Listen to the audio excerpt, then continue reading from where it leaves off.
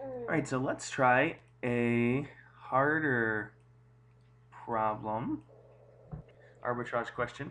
So here I've got um, three securities, five securities, A through E. So we've got a perpetuity, we've got a 2-year bond, a 1-year bond, um, a combination security with some unusual cash flows, and then a 2-year bond forward 1 year. We've all got prices here.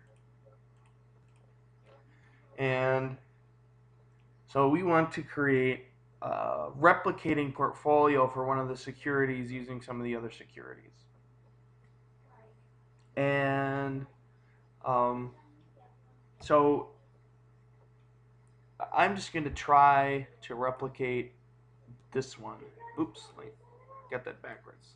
This should be, well, here we go. This is price.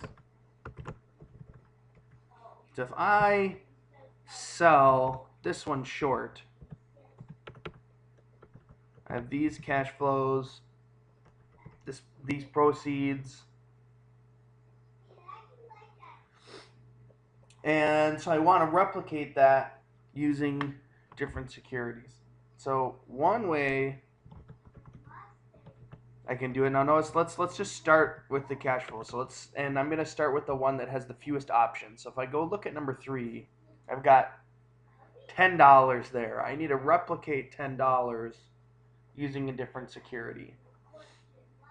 And so I'm going to use this one down here. It's be the easiest. So if I have to pay 10 there, I better get 10 from there, which means I need the amount that I'm getting paid, 10 divided by the amount I want, 10. So I just need one security. So the reason that it's 10 divided by 10 is that if this dollar amount were different, say it was the 8, then every one I buy, I need $8. I need $10 of this one. I only get $8 per security if I bought this one, and so I'm going to need 10 divided by 8 of these perpetuities to make up the difference. Now, since these are both 10, it's just 10 divided by 10. So that cancels out this last cash flow. I've got this cash flow summed here. Now there's no cash coming in period 3. But we still have $10 in period 2. And we're not going to be able to get rid of that using these because it'll make this worse. So another place to get a period 2 cash flow is this 2-year bond. So now I need $10 right there. Now you can't point at it because it will create a circular reference. You just have to type it in by hand. So I've got $10 and I get $15 per security here. So I need 2/3. Right, so because I needed $10 down here, I need 2/3 of a 2-year bond there. Now, lastly, that leaves, I've got this, just a negative $3.33 cash flow. So that means I'm going to need 1/3 of these 1-year bonds.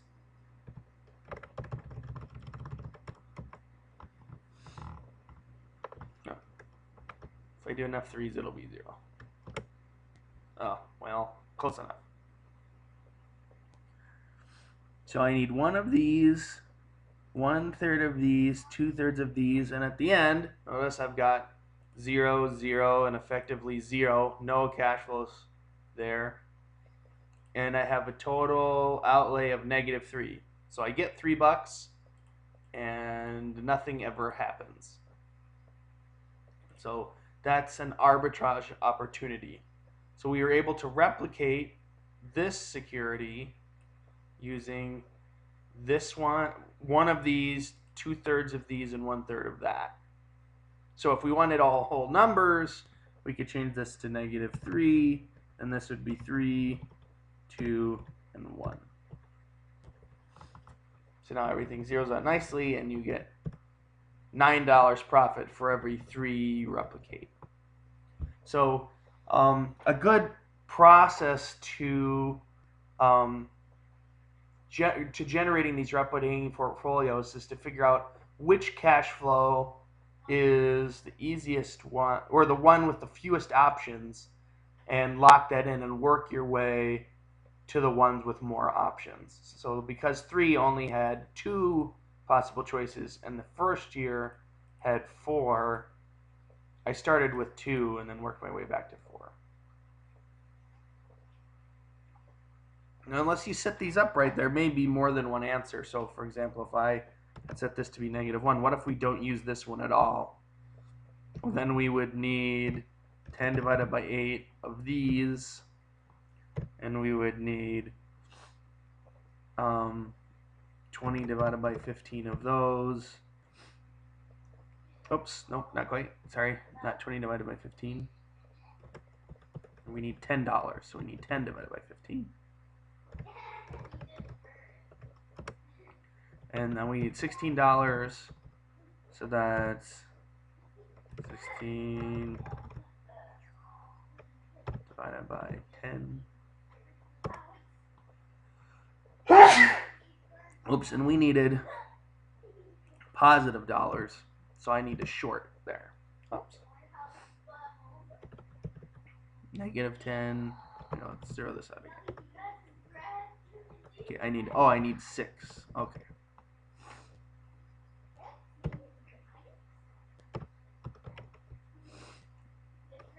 Divided by 10. There we go. So if we replicate it using these 3, we actually make 4. We overpay by $4.75. So for this one, we would want to short this, go along this one, and buy one of those. Now we get $4.75. So both of those are arbitrage opportunities here. I've set up the ones for the homework so that there's only really one way you could do it, but in general there could be many ways to generate arbitrage from the same set of securities. But the general idea is to pick the amounts. So how many am I buying times the price, and end up with a total expenditure cell down here of price times amount plus price times amount until you get the total bill, and then look at the total cash flows and get them equal to 0. So in a nutshell, that's arbitrage. There's not a pat little formula. It is sort of a thought process, but there is, I guess, a consistent thought process that you follow to solve arbitrage questions.